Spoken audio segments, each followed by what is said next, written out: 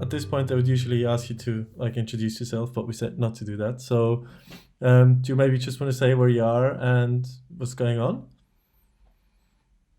Yeah, so currently I am based in Dubai. We are on week 4, I believe, of lockdown. And it's been really interesting to see how everything mobilizes and how everyone has been actually like either like really supportive or the complete opposite of what's going on. So Oh. So already 4 weeks. Can you elaborate? So how? What do you mean by like mobilizing and yeah. so for example, our office has been closed since March 16th. Mm-hmm. However, I think they did the full country lockdown started happening in stages. So in the beginning, it was just like parks, beaches, public areas. Then eventually it became restaurants. Then eventually it became like spas, nail parlors, and then now we are basically looking at a full 24-hour, 2-week lockdown. They're calling it the sterilization program. Okay. And so basically, nobody is really allowed to be going outside now unless you work for a vital industry. Mm-hmm. This is including food, retail in regards to food, looking at shipping, ports, logistics, Okay. specific industrial areas, obviously healthcare work, and yeah, and delivery. A lot of delivery Yeah. people are up and running as well because people need to be catered to if they're being locked in. Yeah. So you're not allowed to go food shopping or anything like that. We are allowed to go food shopping. However, right now, as of yesterday, they introduced a permit system. So this was going on, and then they canceled it, and now we have it reintroduced. And basically, if you need to do anything and you're not a vital worker, you need to apply for a permit to leave your house. Where you're going, what time. You usually get the approval pretty quick within like 10 to 15 minutes, and it's Okay. all like done on a website. Okay. And and then if anyone stops you or your car when you're in the street and everything, you can just show them the permit that you got on your phone. So it's been quite systematic the way it's been done. Mm-hmm. Okay. And so I mean, 4 weeks. What have you been doing? Uh, Are you still working? Are you considered essential, or is it the home office, or? so my industry technically is considered essential. So, but certain people can work from home, certain people not so much. It depends because I'm in ports and logistics, Mm-hmm. and in the end of the day, we need to get food into the country. A lot of the times we heavily rely on import. So there's a lot of these things that need to still continue on a day to day basis. Otherwise, people go without food. Thankfully, we haven't had a lot of that supermarket panic buying thing going on. It hasn't been as crazy as what we're hearing in the States, for example. Yeah. So so everything's still properly stocked and everything in the stores and everyone's behaving themselves in that matter. Okay. That's that's good to hear. You're not running out of food or anything. No, thankfully. Yeah. And how do you like kill the boredom? Do you just talk to a lot of people online, or what's going on? So me in home my nature, I'm quite introverted, so I stick to my circle of people. Okay. However, I think recently I've just been feeling that and people just need people to reach out to them. Like a lot of the times people will not, decide to say, oh, okay, I'm just going to call this person up and see how they're doing. And so recently I've started doing this Mm-hmm. and a little bit outside of my comfort zone. I'm very much a message them on WhatsApp kind of person, but to pick up the phone and call through has been something new for me to start doing. Mm-hmm. Okay. And how does it feel? Well, honestly, millennials sometimes I hear get phone anxiety, and it is true. But so far, I think everyone has appreciated it. That's good. Yeah, Sorry if you I've hear got. a bell in the background, that's my cat. It's fine. Yeah, I've got massive phone anxiety. I need like half an hour prep time before I call someone. Yeah, it's the bane of our generation, unfortunately. Yeah. Um, yeah, but so do you think it's gonna have like a large effect, the virus on the life in Dubai and in the Emirates after, maybe in a year's time, 2 years' time, in the foreseeable future? I do feel that this is going to change the way that we operate as a society. I think people are going to rethink what's important and reevaluate what we should be focusing on.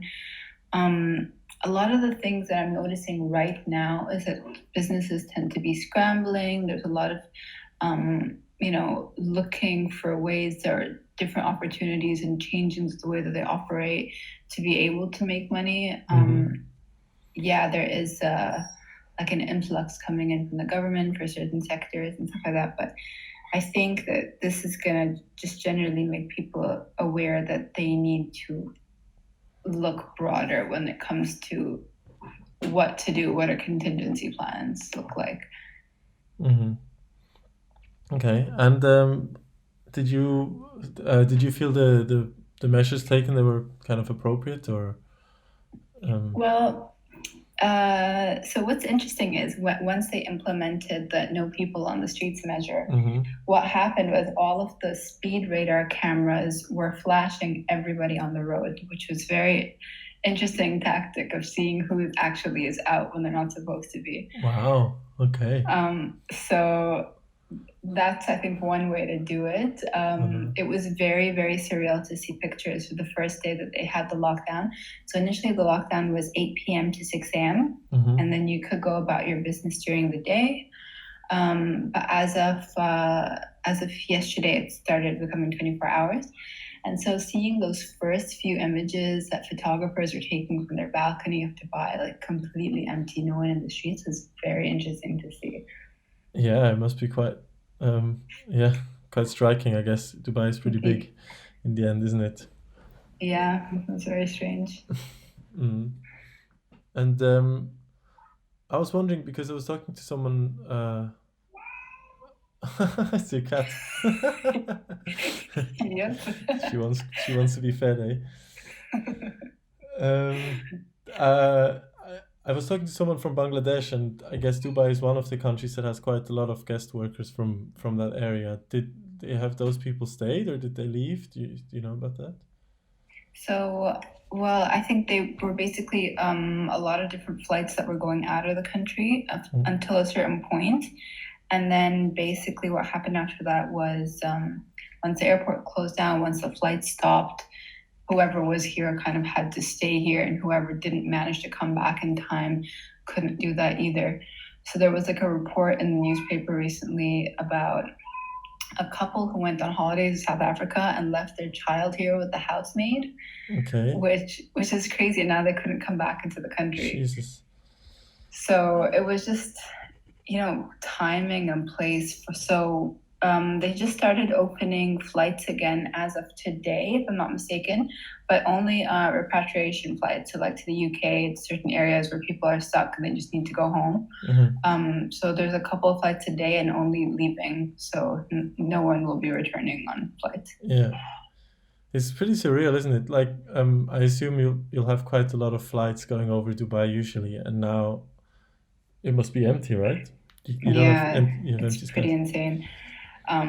Looking at how the Dubai airport is one of the biggest hubs in the world, and it's pretty crazy that like all operations have stopped. I don't think we'll ever see anything like this in our lifetime. Like just the way the city is completely shut down like this.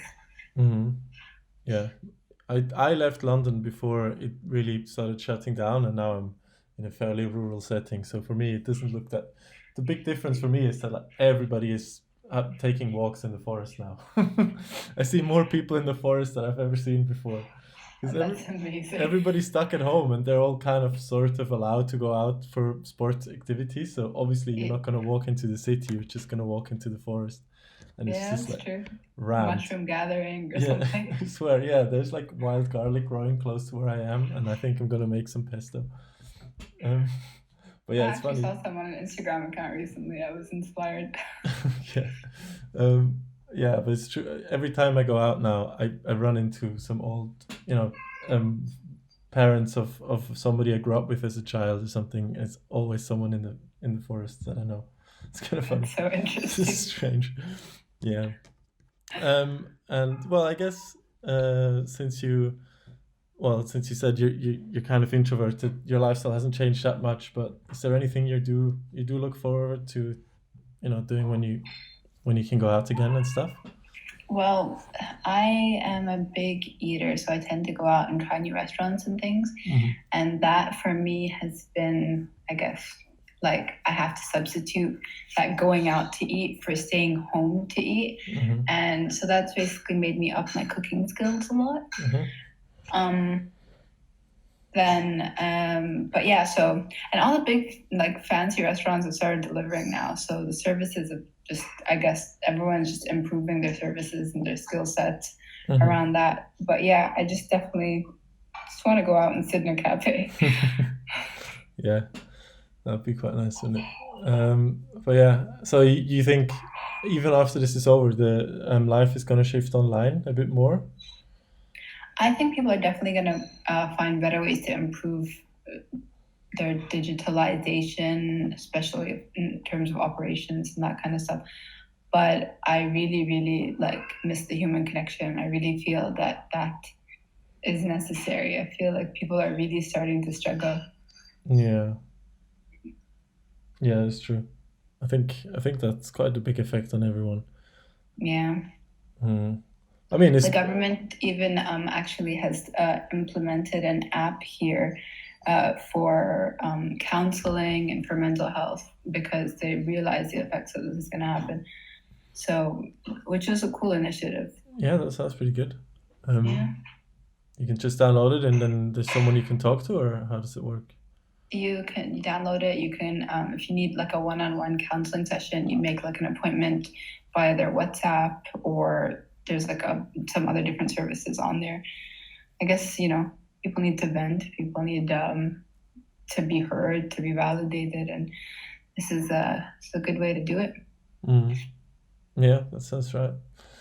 Okay, well, I mean, do you have anything else that you think about that you want to say, or? Well, I don't know. I was just kind of curious to see how this mini series of yours is going to work because I really like to hear about what people are doing when they're stuck inside, and I feel like I need inspiration at this point.